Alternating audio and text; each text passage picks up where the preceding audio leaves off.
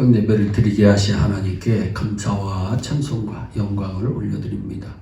우리 다 함께 사도신경으로 신앙 고백하신 후에 찬송가 359장을 부르신 후 이사야서 36장의 말씀을 읽으신 다음 오늘 말씀을 듣도록 하겠습니다. 행복이란 내가 행복해지고 싶다고 해서 주어지는 것이 아닙니다. 사람의 행복은 진리를 알았을 때 주어집니다. 진리가 너희를 자유케 하리라 말씀과 같이 진리를 알므로 마음이 자유로울 때 행복할 수 있는 것입니다. 지금 여러분의 마음이 편치 못하고 괴로움과 답답함으로 채워져 있다면 뭔가 여러분의 마음을 자유롭지 못하게 만드는 장벽이 있기 때문입니다. 직장이나 사업, 돈 이런 것들이 여러분을 자유롭지 못하게 하는 장벽이 될 수 있습니다. 이 장벽을 해결하는 방법은 하나입니다. 어려움을 해결하고 어려움에서 벗어나서 편해지기 위해서만 고민하고 힘쓰지 마시고 어려움 속에서 내가 배울 것이 뭔가를 찾는 것입니다. 그럴 때 어려움에서 바른 인생의 길을 배우면서 자기도 모르는 사이에 평안함을 찾게 되고 행복할 수 있는 것입니다. 오늘 본문 내용은 아수르 왕 사네립의 침입에 대한 내용입니다. 1절 말씀에 히스기야 왕 14년에 아수르 왕 사네립이 쳐들어왔다. 그래서 유다 모든 견고한 성을 취했다고 말씀합니다. 아수르 왕 사네립은 히스기야 시대에 두 차례에 걸쳐 공격을 하였는데 1절은 1차 침입이고 2절 이하는 2차 침입에 관한 내용입니다. 열왕기하 18장 13절은 1차 침입이고 17절은 2차 침입인데 여러분들이 찾아보시면 오늘의 말씀과 같은 말씀인 것을 알 수가 있습니다. 당시 히스기야는 애국과 연합하여 반아수르 노선을 구축하려고 하였는데 이것이 아수르 침입의 직접적인 계기가 되었습니다. 그러나 이 전쟁의 배후에는 하나님을 의지하지 않고 강대국을 의지하는 히스기야 왕의 불신앙을 징계하시려는 하나님의 뜻이 있었습니다. 6절에 너희가 애굽을 의뢰하였도다 말씀합니다. 하나님의 백성은 세상을 의지하지 말고 하나님을 의지해야 복된 삶을 살 수가 있습니다.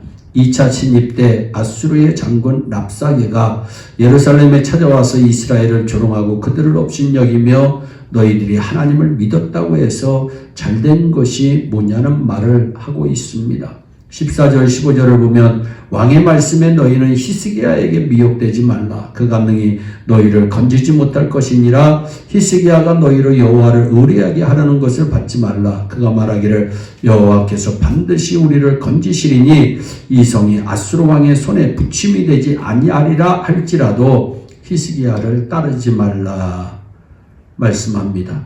다시 말해서 히스기야 왕이 이스라엘 백성들을 향해서 우리가 지금 어려운 상황에 있지만 낙심하지 말고 하나님을 의뢰하라. 그리하면 하나님께서 우리를 아수르의 손에서 건져 주시고 라고 하시는 말씀입니다.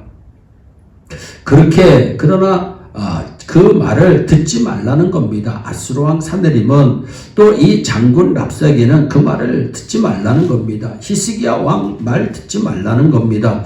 그러면서 지금까지 너희가 하나님 믿어가지고 잘된 것이 뭐냐?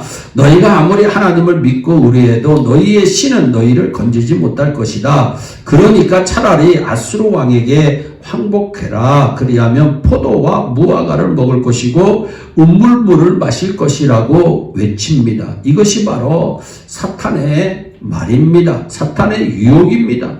하나님 믿어서 나아진 게 뭐냐? 잘된 것이 뭐냐? 혹시 여러분 마음에서 이런 마음이 일어나지 않습니까? 어려울 때 이런 생각에 빠진다면 그것은 어려움을 피하려고만 했기 때문입니다. 어려움을 피하고 싶은데 그것이 잘 안 되기 때문에 하나님을 믿어서 나아진 게 뭐냐는 생각이 드는 것입니다.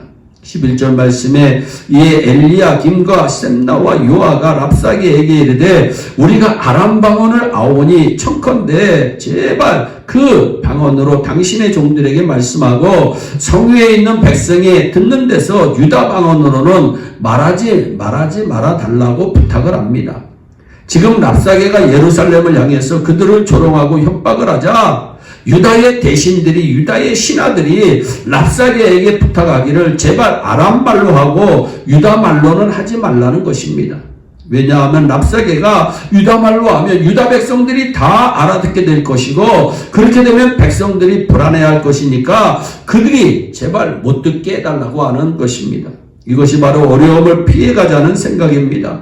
하나님께서 어려움을 주신 것은 그 어려움을 통해서 뭔가를 가르치고 배울 것이 있도록 하기 위해서입니다. 그런데 어려움을 피하려고만 하면 우리는 배울 수가 없습니다. 현대교회가 잘못하고 있는 것이 바로 이것입니다.